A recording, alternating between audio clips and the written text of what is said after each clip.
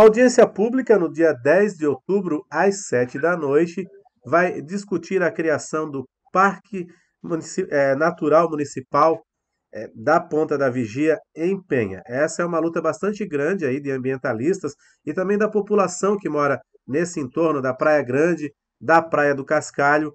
Sobre esse assunto, eu vou conversar aqui pela tela aqui com a professora Rosemary Marenzi, que está fazendo um levantamento aí lá na região, um projeto de extensão da Univale, e também com o professor Gilberto Marenzi, aliás, Manzoni, desculpa, os dois moram nessa região, sabe da importância da preservação desse ecossistema lá e sabe da importância desse parque natural municipal. Lembrando que esse parque natural municipal, ele vai, essa discussão da audiência pública vai ser aí pela plataforma Meet e também transmitida pelo canal do YouTube da Prefeitura de Penha. Essa reunião é uma promoção aí da Secretaria de Turismo de Penha, então eu vou conversar um pouquinho com os especialistas da Escola do Mar, Ciência e Tecnologia da Univale para saber bastante da importância da preservação desse ecossistema lá em Penha, que é tão importante aí para a nossa região como um todo, né? Queria agradecer a presença do professor Gilberto, da professora Rosemary. Professor, já existe aí um movimento bastante grande, o professor também faz parte lá da Associação de Moradores da Praia Grande, né? Como é que começou toda essa luta e todo esse empenho para criar esse parque natural municipal lá em Penha? Na verdade, assim, esse movimento, né, ele se deu com o plano diretor estabeleceu em 2007 essa área como uma área de conservação ambiental, já com fins de criação de uma unidade de conservação, né, e a partir daí, então, assim, a equipe técnica que foi contratada para fazer o plano diretor já percebeu a importância dessa área, né, e entendeu, né, essa importância pelas características que ela tem, né, então nós temos ali uma região de beleza cênica bastante relevante, né, questionável, assim, todo mundo que visita a área se deslumbra, né, com a paisagem, a vista da paisagem dali, e a gente ainda tem uma área relativamente conservada, né, considerando um promontório numa região praticamente urbanizada, né. Então, essas características fazem com que se justifique a criação de uma unidade de conservação. Uhum. E professor, o senhor mora nessa região, né? Como que a comunidade ela se mobilizou para criar esse parque e como que está mobilizada nesse momento? Realmente, né, como a professora Rosemary comentou, esse movimento vem desde o plano diretor de 2007, né? E acho que também institucionalmente tem muito forte a participação da Univale, até como, né, núcleo de pesquisa que tem aqui, e se inserindo aí, né, na gestão municipal. Então, nesse plano diretor, foi um resgate que a comunidade fez em relação a esse ponto histórico e cultural, né? E, claro, a partir daí também, né, já tinha uma mobilização comunitária, com a formação da Associação de Moradores Amigos da Praia Grande, né, Cascalho e Poá, a professora Rosemary também faz parte, a gente tornou isso uma luta mais comunitária, digamos, a coletividade, né? Mas não só o nosso bairro, mas também toda a região da Armação em respeito ao ponto histórico que esse local né? Associado a isso, nós temos uma maricultura ali também, né? Então, tem várias atividades naquele parque que precisa ter um controle e um estabelecimento, né? O que esse parque, né? O que pode acontecer a partir da criação desse parque, né? Vai haver essa audiência pública, né? E daí tem toda uma legislação. O que pode acontecer com a criação desse parque para preservar aquele ecossistema tão importante, né? De fauna e flora e também até de vida marinha, né? Eu acho que a professora Rosemary pode comentar, né, inicialmente, aí eu faço complementação também. Pode ser. Então, assim, existe, na verdade, um processo, né? Então, a primeira coisa que se faz nesse processo, né, é estabelecimento de um estudo técnico. Esse passo, então, já foi feito, né? A Univale fez, por meio do projeto de extensão Unidades de Conservação é Preciso, esse estudo técnico, que caracterizou o meio físico, o meio biótico, o meio socioeconômico. Esse estudo foi feito em 2016, naquela ocasião, foram consultadas 450 pessoas sobre o interesse, né, em se implantar o PAC, 99% das pessoas foram favoráveis, aquelas que não foram é porque não acreditavam que pudesse haver uma gestão eficiente, né? O segundo passo seria a questão da consulta pública, que é essa que você está divulgando, né, no teu programa agora, e o terceiro passo é a elaboração de um plano de manejo. Então, o plano de manejo vai estabelecer as atividades que vão ser possíveis, as normas, né, por meio de um zoneamento. Uhum. Por meio de um zoneamento, é isso, professor? Importante, o zoneamento e as normas, né, para que o PAC não fique só no papel, como tantos que a gente vê por aí, né? Então, nesse caso, a gente percebe, né, já alguns problemas, e essa também é uma questão que justifica a criação do PAC, que é a questão, por exemplo, de pessoas que frequentam o local, né, seja para visitação, seja para algumas festas noturnas, que a gente tem bastante conflito aqui, né, com a população local. E, então, assim, é possível, sim, né, que esse PAC é possível e é necessário que haja um controle em relação a essa visitação, né?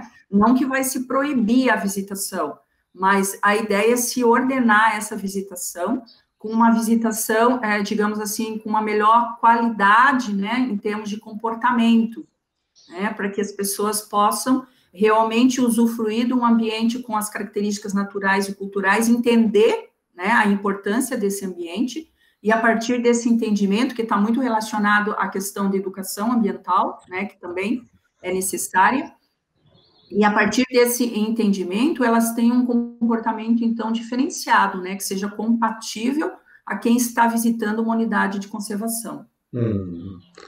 O professor trabalha bastante ali nessa questão da maricultura, que envolve a cultura local, né, professor? Nesse aspecto, a criação desse parque da Ponta da Vigia, o que pode impactar na questão da maricultura, professor? Eu acho que a implantação do Parque da Ponta Vigia, assim, é um ordenamento municipal necessário que vai refletir em vários setores, né? Desde o turismo, da preservação e, obviamente, na gestão daquela região da armação, né? Da área de navegação e maricultura, né? Como a professora Rosemary falou, a gente vai ter que estruturar um plano de manejo participativo e dentro desse plano de manejo, alocar algumas atividades, né? A maricultura, por exemplo, se tem a cessão de uso daquela área, né? Então, é uma atividade que pode entrar dentro digamos, plano de manejo do parque, né? Como a pesca artesanal, quer dizer, todas essas coisas a gente vai discutir.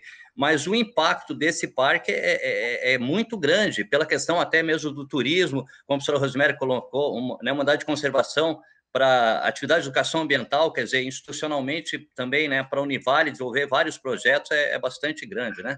Eu vejo assim, né, uma mudança no município, e se a gente conseguir fazer uma gestão participativa, vai ser um modelo aí que a região do Vale do Itajaí tranquilamente pode seguir, né? É bastante importante. E só complementando, né, o que o professor Gilberto colocou, então, assim, num parque, por exemplo, atividades de maricultura, de pesca, não seriam permitidas dentro de um parque, né? Mas para a gente não ter esse conflito, né? Então, o que acontece? Os limites do parque, eles estão restritos na região do promontório, que é o morro ali, né? Que é a ponta, né? Isso, que é a ponta, né? Incluindo a Praia da Paciência. Essa região onde está instalada a maricultura, onde a gente tem ali os atracadouros, né, das embarcações, assim como a porção da Praia Grande, eles vão estar na zona de amortecimento. Então, faz parte, sim, do plano de manejo, né, só que se estabelece uma restrição de uso menor sem proibir o uso, né, então as pessoas vão continuar morando, vão continuar, né, praticando suas atividades de maricultura, de pesca, mas com um controle maior, né? Digamos, porque a área passa a ter um status diferenciado, né? Um cuidado diferenciado, um novo olhar, né, para essa área. Vocês já fizeram um levantamento, né, dessa área também, né? O que de rico há, além de toda a mata nativa ali, professora, de fauna e flora? Então, assim, ó, esse estudo ele foi preliminar, né? O próprio plano de manejo pode se aprofundar, né? Encontrar, digamos, resultado de espécies ameaçadas e tal. A gente não encontrou nenhuma, né? O que talvez chame a atenção é algumas espécies da fauna silvestre, como, por exemplo, o tucano, a araquã, que utilizam essa região como abrigo, né? A gente tem também o ouriço cacheiro, que foi encontrado, né? O vulgo porco-espinho, né? Que também é uma espécie que já denota, né, uma certa conservação na área para manter uma população, porque mais de uma vez foi avistado, então, imagina-se, né, que tem mais de um indivíduo, então deve-se ter uma população, né? Com relação às espécies vegetais, assim, a gente não tem nada que, assim, se sobressaia, né, mas, ao mesmo tempo, são espécies que fornecem frutos, né, para alimentar essa fauna, né, então serve de abrigo. Então, e ao mesmo tempo, quando você conserva uma área, a tendência é ela se conservar e, a partir daí, né, trazer, digamos, outras referências mais interessantes, né? Mas, de qualquer maneira, é uma área que se mantém num estado, né, adequado de conservação. Na hora que a professora falou ali, deu só uma travadinha, só pegou o tucano, né? Mas que tem ali de aves que vocês avistaram tucanos, é isso. Nós avistamos a araquã, a saíra de 7 cores, né? Não estou lembrando agora, mas são espécies assim, bastante comuns da Mata Atlântica, mas ao mesmo tempo que exigem uma certa conservação do ambiente, né? Porque são espécies que buscam viver mais no interior, né, da floresta do que em áreas, digamos assim, com muitas atividades humanas, né? Então, na verdade, essa área se presta como uma boa região para abrigo, né, da fauna. Agora, professor Gilberto, complementando também. Pode falar, professor. Não, porque na realidade, né, Mary, eu acho que assim, a importância ecológica desse ambiente é fundamental, porque ele faz uma ligação com a Morraria da Praia Vermelha, né, que é uma mata atlântica bastante forte. Então, para as aves, realmente, tem uma diversidade bastante grande. E como a Mary comentou, às vezes a gente nem consegue lembrar de todas, né? Então, é um ambiente bastante importante. As fragatas ali são espécies marinhas ocorrentes também, né, que tem essa interação com o ambiente marinho, essa questão de aves também. Assim, estão sempre voando ali, então é um atrativo natural, né? São aves que, para nós que moramos no litoral, já tem uma certa afinidade, mas para as pessoas que visitam ali é bastante bonita aquela região, né? E essa interação com aves é bastante rica ali. Sem falar também na zona de aquecimento ali da parte ali da armação de Itapocorói, né? Do cascalho, que hoje está se revelando como uma área com uma riqueza de tartarugas marinhas, né? Então, passa a ser importante, né, entender todo esse complexo, todo esse sistema ecológico, como o Gilberto colocou, né? Que passa a ser uma área a gente diz, não é nem de corredor ecológico, né? É de trampolim ecológico, né? Porque as espécies param, né? Algumas vivem, se abrigam por ali, e outras utilizam para se conectar. E, né, só complementando também, para evoluir na discussão, outro ponto que a gente vê é a interação humana nesse ambiente, né? Quer dizer, como a Mary colocou, né? Um ambiente rico de aves, de tartarugas, de observação, e, por um lado, né, essa pressão demográfica que a região sofre, né? Então, esse parque realmente ele tem uma dimensão muito grande, como a gente comentou, na gestão do próprio município e os potenciais naturais que ele tem, né? Sem falar da questão histórica da Ponta da Vigia, né? Então, é uma luta que a gente não acredita porque demora tanto, né, Mary? Pois é. A prefeitura está com o queijo e a faca na mão, né?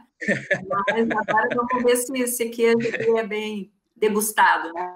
Pois é, isso que eu queria ver, professor, né? A próprio apoio agora da Secretaria de Turismo em fazer essa audiência e tudo, o próprio apoio da Secretaria aí mostra que se está no caminho certo para a preservação e para a criação do parque, né, professor? Com certeza, né? Hoje a gente tem o secretário de Turismo, que é o Kleber, né? Ele é bastante atuante nos movimentos aí ambientais, né? De Penha, então, assim, ele está fazendo um exercício bastante importante, né? Eu acho que ele deu essa energia agora para que realmente essa consulta pública aconteça, porque esse é um dos passos, né, que a própria legislação exige, né?